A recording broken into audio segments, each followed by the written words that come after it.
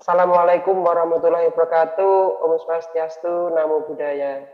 Menarik sekali bagaimana buruh migran ya, perempuan-perempuan itu berusaha semaksimal mungkin untuk membuat suasana yang sedih menjadi sangat bahagia, untuk membuat suasana yang apa ya, kayaknya orang lain itu melihatnya kayak sengsara sekali, tapi teman-teman mampu mengubahnya menjadi sebuah apa ya, suasana yang tetap tetap bisa dinikmati walaupun keadaannya begitu sangat susah.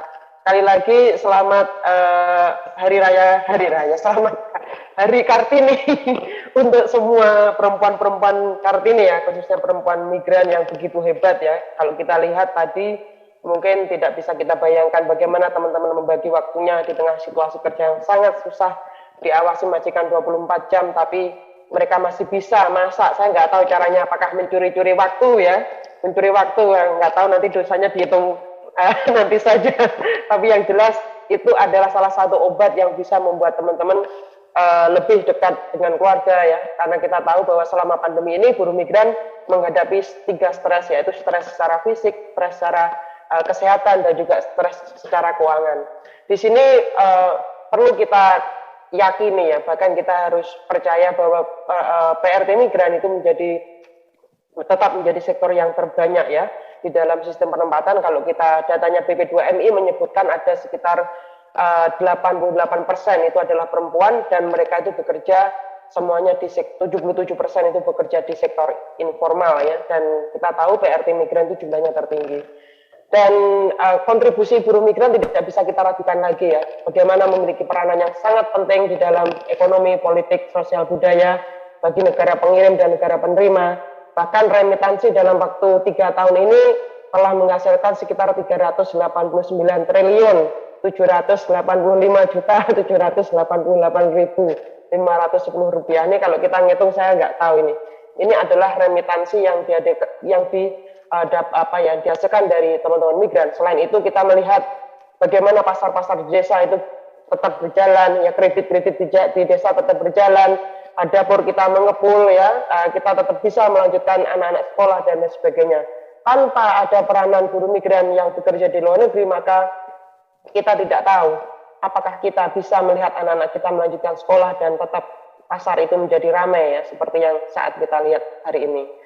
Sedangkan di masyarakat Hongkong sendiri kita tahu bagaimana PRT migran juga memberikan kontribusi yang luar biasa ya, mulai dari membebaskan perempuan dan laki-laki yang seharusnya mereka menjaga anak-anaknya, menjaga orang tuanya, itu dilimpahkan semuanya kepada PRT migran, sehingga para perempuan laki-laki ini bisa mendapatkan karir ya, meningkatkan karir, gaji yang lebih tinggi, bisa menabung lebih banyak dan lain sebagainya.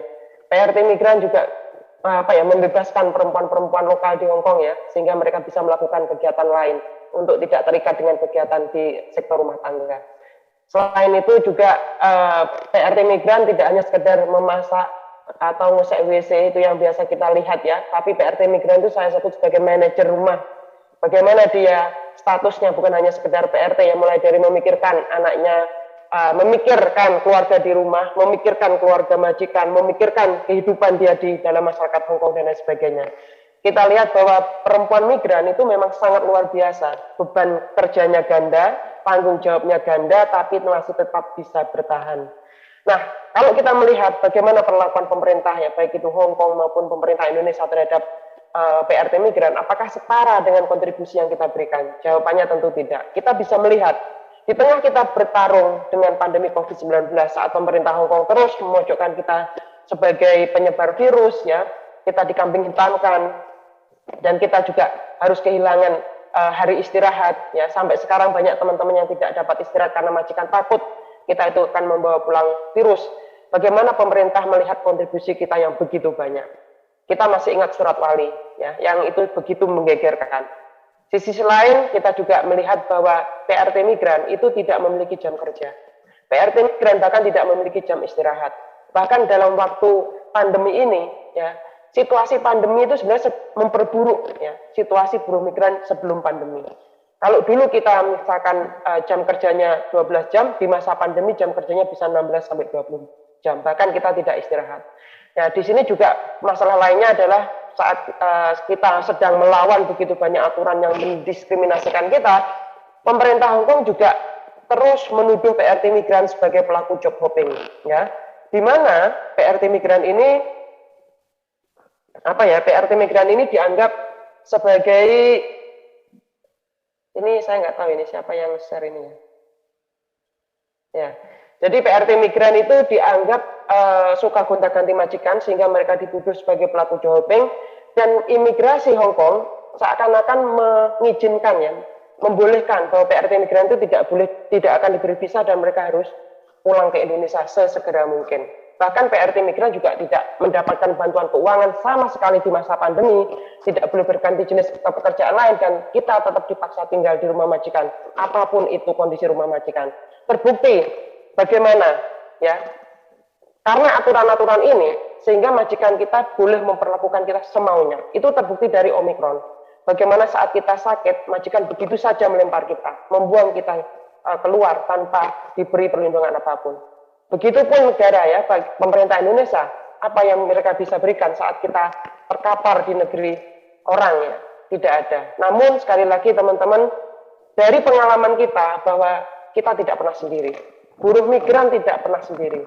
Tadi sudah dijelaskan bahwa kita tuh bahkan menganggap orang lain itu seperti saudara, karena ini memang kita nggak punya siapa-siapa. Ya, siapa yang membela kita saat ini? Tentu organisasi. Organisasi banyak memberikan peran luar biasa dalam memberikan bantuan terhadap teman-teman migran, termasuk solidaritas dari teman-teman lokal dan juga semua pendukung ya. Di sini yang hadir di sini mayoritas adalah pendukung migran yang hari ini bisa membuat kita bertahan, bahkan bisa berkreasi.